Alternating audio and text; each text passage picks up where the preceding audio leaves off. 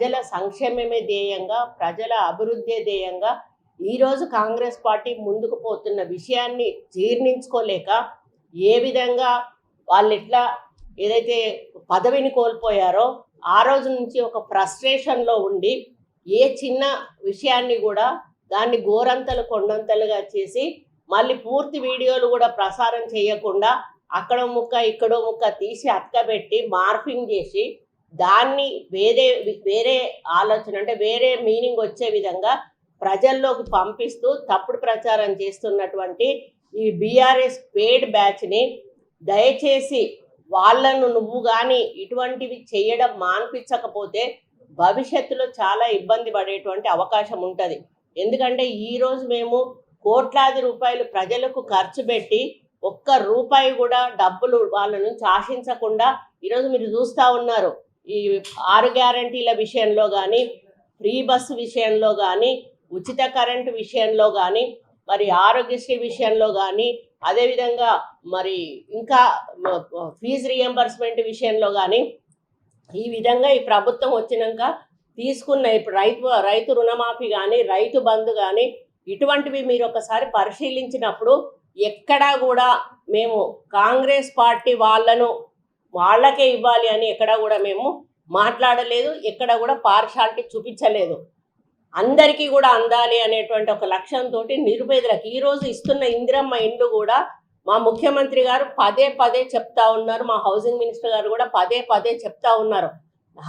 అర్హులైన నిరుపేదలకు మాత్రమే ఇండ్లు దక్కాలి, పార్టీ బేసిస్లో దయచేసి మీరు చూడకండి, మన ప్రభుత్వానికి మంచి పేరు రావాలి అనేటువంటి మాట మాకు పైనుంచి మాకు ముఖ్యమంత్రి గారి నుంచి ఆదేశాలు ఉన్నాయి.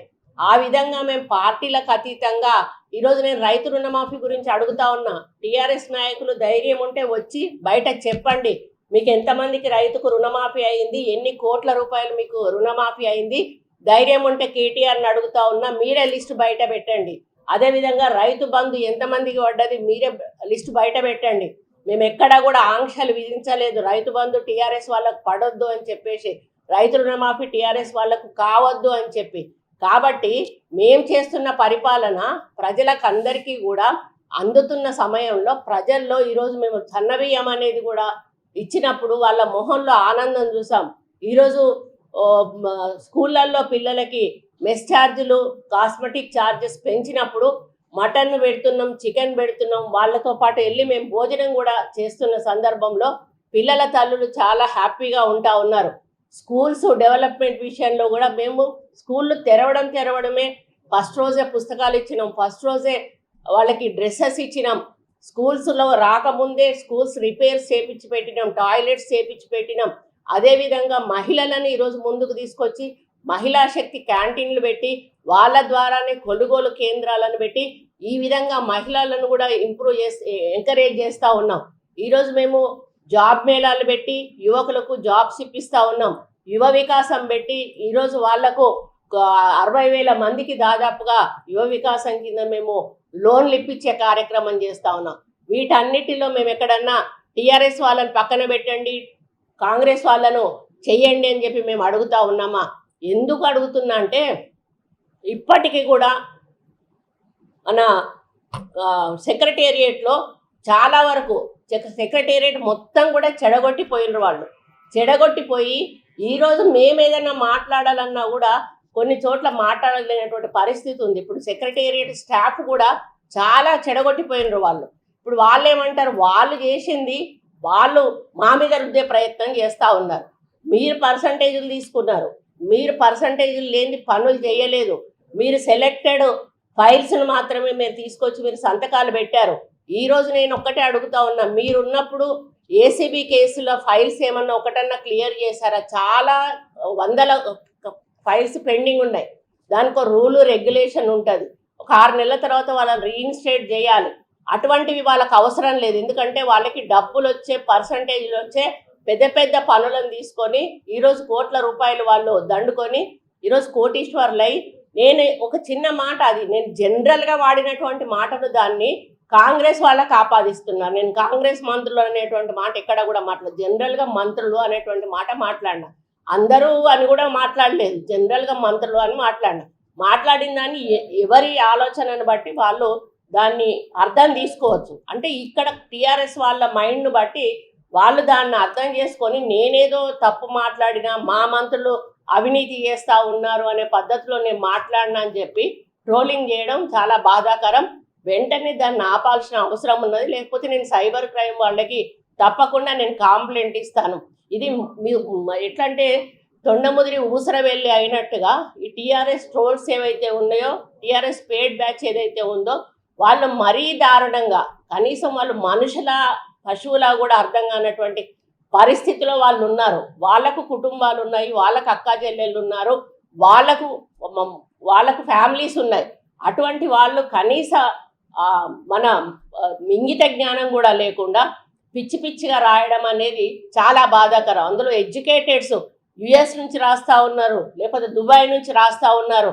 అసలు దానివల్ల మీకు వచ్చే లాభం ఏంటి అని అడుగుతా ఉన్నా. మీకు ఒకవేళ రాయాలని ఉంటే రాయండి.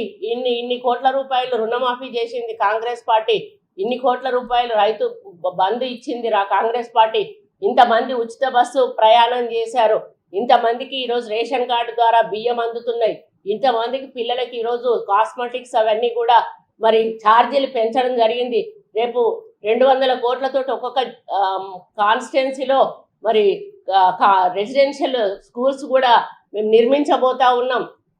ముఖ్యమంత్రి గారు ఎక్కడా కూడా తగ్గకుండా, నిన్న కూడా మీరు చూశారు సరస్వతి పుష్కరాలకు వచ్చారు, 100 కోట్లు అడిగారు మన శ్రీధర్ బాబు గారు. ఆయన 200 కోట్లు ఇస్తా, ఎందుకు అంటే మన తెలంగాణ పర్యాటక కేంద్రంగా అభివృద్ధి చెందాలి. గోదావరి పుష్కరాలు అంటే ఆంధ్రానే గుర్తొస్తుంది, మనకు రాజమండ్రి గుర్తొస్తుంది, కానీ ఈసారి మనకు తెలంగాణ గుర్తుకు రావాలి అని చెప్పి సరస్వతి పుష్కరాలను దాన్ని ఎగ్జాంపుల్గా తీసుకొని ఒక స్థాయిలో మీరు అరేంజ్మెంట్స్ చెయ్యాలి అంటే మేమందరం కూడా పనిగట్టుకొని కూర్చొని ఒక 5-6 మీటింగ్స్ పెట్టి పదే అక్కడికి వెళ్ళి మీరు ఈరోజు వెళ్ళి చూడండి సరస్వతి పుష్కరాలు ఏ విధంగా అక్కడ జరుగుతూ ఉన్నాయో. నిన్న హారతి కార్యక్రమాన్ని కూడా మీరు చూశారు. ఆ విధంగా ఏ డిపార్ట్మెంట్లో ఉన్న వాళ్ళు ఈరోజు అందాల పోటీలు జరుగుతుంటే దాన్ని వక్రీకరిస్తూ ఉన్నారు. ఎందుకు అంటే అందాల పోటీలు అన్నిటివి నిన్న ఇయ్యాల కన్ఫర్మ్ చేసుకున్న కార్యక్రమం కాదు, అది కొన్ని నెలలుగా ప్లాన్ చేసినటువంటి కార్యక్రమం. దాన్ని ఆల్ ఆఫ్ సడన్గా కూడా మనం అన్నా కూడా వాళ్ళు క్యాన్సిల్ చేయరు.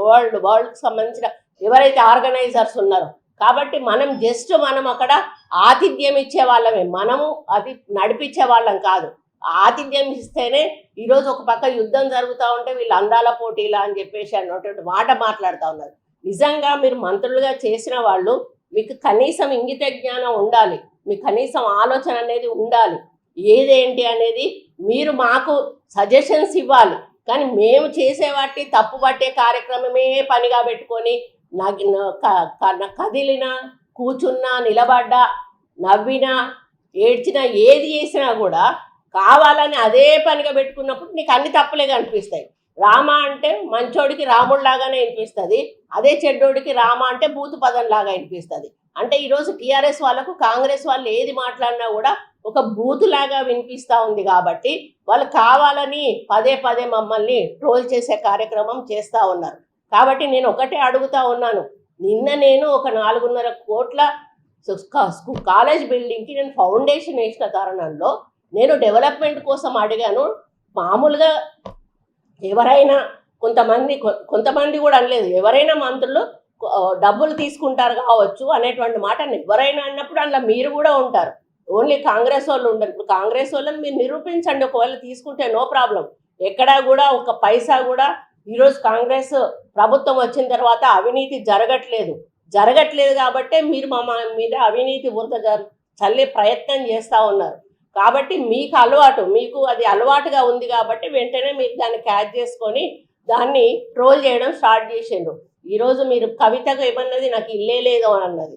ఇల్లు లేదన్నదల్లా ఇప్పుడు ఎంత పెద్ద ఇల్లు కట్టింది ఆమె, ఈరోజు పార్టీ పెట్టే స్థాయికి ఎదిగింది అని అంటే ఆమె దగ్గర ఎన్ని పైసలు ఉంటే ఎదిగింది.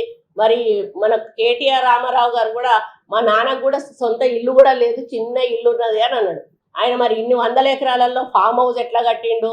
మరి కేటీఆర్కి ఈరోజు ఒకసారి ఆయన నిజంగా కరెక్ట్ మనిషి అయితే ఆయన బినామీల పేర్లన్నీ తీయమనండి. హైదరాబాద్లో ఎక్కడెక్కడ ఆయన పేర్ల మీద ఇండ్లు ఉన్నాయి, ఏ షాపులలో ఆయనకు వైన్స్ షాపులలో కానీ లేకపోతే ఇతర షాపులలో కానీ పార్ట్నర్షిప్స్ ప్రతి ఒక్కరిని బెదిరించి ప్రతి ఒక్కరిని ఖాళీ చేపిస్తామని ఆంధ్ర వాళ్ళని బెదిరించి అందరి దగ్గర కూడా తను షేర్స్ తీసుకున్న విషయం నిజమా కాదా అని కేటీఆర్ గారు చెప్పాల్సిన అవసరం ఉన్నది. ఈ విధంగా చెప్పుకుంటూ పోతే వాళ్ళది తెగదు. ఎందుకు అనంటే ఆ రాజ్యం అంతా కూడా అవినీతి రాజ్యమే. మీరు రైతు బంధు ఇచ్చారు, ఎవరికి ఇచ్చారండి? చూస్తే కరెక్ట్గా మీకు తెలుస్తుంది. కాబట్టి ఈ విధంగా వాళ్ళు చేసి ఈరోజు ఏదో మేం చేస్తున్నామనే పద్ధతిలో క్రియేషన్ చేయడం ఏదైతే ఉందో అది చాలా దారుణం. అంటే కాళేశ్వరం కంటే ఏం కాలేదట, జస్ట్ ఇట్లా క్రాక్ వచ్చింది అంటాడు. క్రాక్ కోట్ల రూపాయలు పెట్టి కట్టి క్రాక్ వచ్చింది అంటే అలా నీళ్లు నిలబెట్టే పరిస్థితి లేదు, మేడిగడ్డలో నీళ్లు నిలబెట్టే పరిస్థితి లేదు. ఈరోజు మిషన్ భగీరథకు కోట్ల రూపాయలు ఎవరి జేబుల్లోకి పోయినాయి? అవి కవిత జేబులోకి పోయినాయి. ఇవన్నీ మీరు చేసిండ్రు. నీ బిడ్డ లిక్కర్ దాంట్లో లోపలికి వెళ్ళింది, అది కూడా మీరు మాట్లాడతలేరు.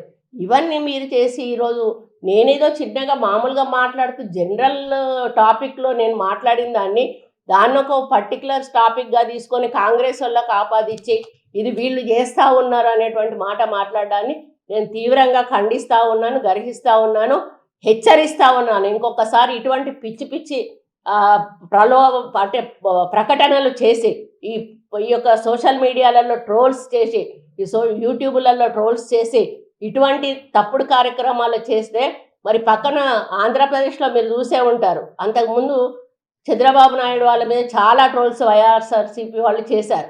వాళ్ళు ఈరోజు ఒక్కరు కూడా సోషల్ మీడియా ముట్టుకోవడానికి భయపడతా ఉన్నారు.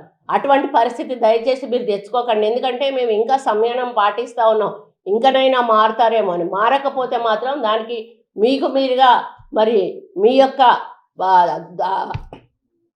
జీవితాన్ని నాశనం చేసుకున్న వాళ్ళు అవుతారు. ఆ యొక్క ట్రోలర్స్ ఎవరైతే ఉన్నారో దయచేసి వాళ్ళకు కూడా చెప్తా ఉన్నాను, మీరు ఏదో డబ్బుల కోసం చేస్తున్న దీన్ని మానండి, మంచి మార్గాల్లో వెళ్ళండి, సమాజానికి ఒక మంచి మెసేజ్ ఇవ్వండి. అంతేగాని ఆ పనికిరాని తప్పుడు ప్రచారాలు చేసి ప్రజలను తప్పుదోవ పట్టించి ఏదో కాంగ్రెస్ పార్టీకి మైనస్ చేద్దామనేటువంటి కార్యక్రమం చేస్తే ప్రజలు నమ్మే పరిస్థితుల్లో లేరు. మిమ్మల్ని నమ్మలేదు కాబట్టి మిమ్మల్ని ఇంటికి పంపించారు, మమ్మల్ని నమ్మారు కాబట్టి ఈరోజు మమ్మల్ని అధికారంలోకి తీసుకొచ్చారు. తీసుకొచ్చినందుకు మేము వచ్చిన దగ్గర నుంచి కూడా ఏవైతే హామీలు ఇచ్చామో అవి నెరవేర్చే కార్యక్రమంలో ముందుకు పోతా ఉన్నాము. రేపు కృష్ణా కాలేజీలో ఇంకొక 1.5 కోటి కూడా మాకు రావాల్సి ఉంది. అది కూడా 1.5 కోటి కూడా నేను తీసుకొచ్చి ఆ జూనియర్ కాలేజ్ కన్స్ట్రక్షన్ కూడా చేస్తాను. అదేవిధంగా వరంగల్లో ఉన్న అన్ని స్కూళ్ళు కాలేజీల అభివృద్ధి కోసం కూడా నేను తోడ్పడతాను. ఒక దేవాదాయ శాఖ మంత్రిగా కూడా నేను ఈరోజు వాళ్ళు ఇచ్చిన లిస్టులు కూడా నేను శాంక్షన్ చేస్తూ ఉన్నాను. మీ దేవుడికి పార్టీలతో సంబంధం లేదు అని చెప్పి ఏ పార్టీ వాళ్ళు ఇచ్చినా కూడా అన్న మీకు ఒక్కొక్క కాన్స్టిట్యున్సీకి 2 గుళ్ళు ఇస్తాను, మీ ఇష్టం ఉన్నవి ఇవ్వండి అని చెప్పి వాళ్ళ దగ్గర కూడా నేను తీసుకోవడం జరుగుతూ ఉంది. కాబట్టి రాజకీయం అనేది ప్రజల కోసం చేయాలి కానీ పార్టీల మధ్యలో గొడవల కోసం దయచేసి చెయ్యకండి. దీన్ని ఈ విధంగా తప్పుడు ప్రచారం చెయ్యకండి, ఇప్పటికైనా మానుకోండి. మరి నేను నిన్న ఏ ఉద్దేశంతో కూడా అనలేదు, జనరల్గా టాపిక్లో నేను మాట్లాడాను. అది కాంగ్రెస్ మంత్రులు అనే విధంగా మీరు వక్రీకరించడం చాలా బాధాకరం. మా కాంగ్రెస్ మంత్రులు అందరూ కూడా మరి పరిపాలనతోటి ఒక డెడికేషన్ తోటి పరిపాలన చేస్తూ ఉన్నారు. అందరూ కూడా ప్రజల్లో తిరుగుతూ ఉన్నారు. మీరు మంత్రులు ఎప్పుడు ప్రజల్లో తిరగలేదండి, మేము తిరుగుతూ ఉన్నాము, మంచి అయినా చెడైనా తిరుగుతూ ఉన్నాము. ఎవరి డిపార్ట్మెంట్స్ వాళ్ళు రోజు మేము చూసుకుంటా ఉన్నాము, మా డిపార్ట్మెంట్స్ని ఫాలో అప్ చేసుకుంటా ఉన్నాము. ఆ విధంగా ఈరోజు మరి నా యొక్క డిపార్ట్మెంట్ అయితే వచ్చిన దగ్గర నుంచి పుష్కరాలు చేసినాం మేము. అదేవిధంగా ఇప్పుడు పుష్కరాలు చేస్తున్నాము, బోనాలు ఎత్తుకున్నాము, అదేవిధంగా సమ్మక్క సారలమ్మది చేసినాము. మళ్ళీ ఇప్పుడు బోనాలు స్టార్ట్ అయితే, పుష్కరాలు స్టార్ట్ అయితే, గోదావరి పుష్కరాలు, కృష్ణా పుష్కరాలు, మళ్ళా సమ్మక్క సారలమ్మ రాబోతూ ఉంది. మేము వీటి మీద దృష్టి సారించి మా కార్యక్రమాలు మేము చేసుకొని పోతా ఉంటే మీరు తిని పడుకొని పని పాట లేకుండా ఈరోజు ఫ్రస్ట్రేషన్ తోటి వచ్చిరాని ఈ మాటలు మాట్లాడడం ఏదైతే ఉందో నేను చాలా సీరియస్గా ఖండిస్తూ ఉన్నాను. ఇకనైనా కూడా కేటీఆర్ బ్యాచ్ మీకు చెప్పండి, ఇటువంటి పిచ్చి పిచ్చి ట్రోల్స్ చేయొద్దని. ఏదన్నా ఉంటే మొహంగా మాట్లాడండి. మీరు చేసినవన్నీ తీయాలంటే 5 నిమిషాల పని మాకు, కానీ మరి మీ పాపం మీకే, మా పుణ్యం మాకే. మేము ప్రజల కోసం చేస్తూ ఉన్నాం, ప్రజలు మమ్మల్ని విశ్వసిస్తూ ఉన్నారు, ఇలాగే ఆశీర్వదిస్తారు, ఇలాగే ముందుకు పోతామని తెలియజేసుకుంటూ సెలవు తీసుకుంటాం. ఇప్పుడు భయపడేవాళ్ళు వాళ్ళు ఉన్నప్పుడు డబ్బులు ఇయ్యంది పని చేసేవాళ్ళు కాదు. ఆ విధంగా సెక్షన్ నుంచి మొదలు పెడితే వాళ్ళ ఓఎస్డీల వరకు కూడా డబ్బులు తీసుకునేవాళ్ళు. అటువంటి పరిస్థితి ఆ రోజు ఉండే. కానీ ఈ రోజు మా దగ్గరకు వస్తే ఒక్క రూపాయి కూడా తీసుకోకుండా మేము మా దగ్గరకు ఫైల్స్ వస్తున్నాయి, పోతా ఉన్నాయి. అంటే వాళ్ళకి ఏదంటే కింది స్థాయి నుంచి కూడా పే చేసుకుంటూ రావాల్సిన అవసరం ఆ రోజు ఉండేది. ఈరోజు ఏసీబీ ఫైల్స్ క్లియర్ కాలేదు అంటే దానికి కారణం ఏందో ఒకటి అర్థం చేసుకోండి. ఎందుకంటే ఏసీబీది జనరల్గా రొటీన్లో వెళ్ళిపోవాలి, కానీ పోలేదు. వాళ్ళకి ఏ ఫైల్ అవసరం అంటే ఈరోజు కాళేశ్వరం ఫైల్ రమ్మంటే కాళేశ్వరం ఫైలే కేసీఆర్ ముందడికి వచ్చేది, మేడిగడ్డ ఫైల్ రమ్మంటే మేడిగడ్డ ఫైలే కేసీఆర్ దగ్గరకు వచ్చేది. వాళ్ళు నన్ను అడిగితే కొన్నిటి మీద సంతకాలు కూడా పెట్టలేదు. మొన్న మీరు చూశారు కదా కార్ రేసింగ్ దానికి. అంటే వాళ్ళు దొరకకుండా, వాళ్ళు చేసే అవినీతి బయటపడకుండా తప్పించుకునేటువంటి కార్యక్రమం చేసి అధికారులను బలి చేసేటువంటి కార్యక్రమం చేశారు. ఆ విధంగా మేము చేయడం లేదండి. మేము చేసే ప్రతి ఫైలు కూడా త్రూ ప్రాపర్ ఛానల్ అన్ని డిపార్ట్మెంట్స్, అన్ని అధికారులకు, అన్ని సెక్షన్లకు వెళ్ళి లాస్ట్కి మా దగ్గరకు వచ్చి మా దగ్గర నుంచి డిప్యూటీ సీఎంకి కొన్ని పోతాయి, నా స్టేజ్లో కొన్ని ఆగిపోతాయి, కొన్ని డిప్యూటీ సీఎం స్టేజ్లో పోతాయి, కొన్ని సీఎం స్టేజ్లోకి పోతాయి. అవన్నీ కూడా మేము అన్ని పంపించిన తర్వాత సీఎం గారు క్లియరెన్స్ ఇచ్చిన తర్వాతనే మేము జీవోస్ ఇష్యూ చేస్తాం. అంతేగాని మేము అవినీతితోటి అడ్డదిడ్డంగా రూల్స్ వయలేట్ చేసి ఎక్కడా కూడా ఈరోజు ఏ ఒక్క పని కూడా చెయ్యలేదు. అది నేను ఘంటాపదంగా చెప్తా ఉన్నాను. మీరు ఏదైతే మా మీద వేసిన దాన్ని వెనక్కి తీసుకోవాల్సిన అవసరం ఉందని కూడా డిమాండ్ చేస్తూ మరి మీరందరూ కూడా సహకరించాలి. ఎందుకంటే మీడియా మిత్రులు, మీకు తెలుసు ఏం జరిగింది గత ప్రభుత్వంలో, ఈ ప్రభుత్వంలో కూడా ఏం జరుగుతూ ఉంది అనేది మీకు తెలుసు. కాబట్టి ప్రభుత్వం చేస్తున్న మంచి పనులను ప్రజల్లోకి తీసుకెళ్ళి మరి మీరు కూడా మాకు వెంట ఉండి సహకరించాలని కోరుకుంటూ సెలవు. ఇండియా పాకిస్తాన్ ఉద్రిక్తతలపై లేటెస్ట్ అప్డేట్స్ కోసం డౌన్లోడ్ చేసుకోండి RTV లైవ్ యాప్.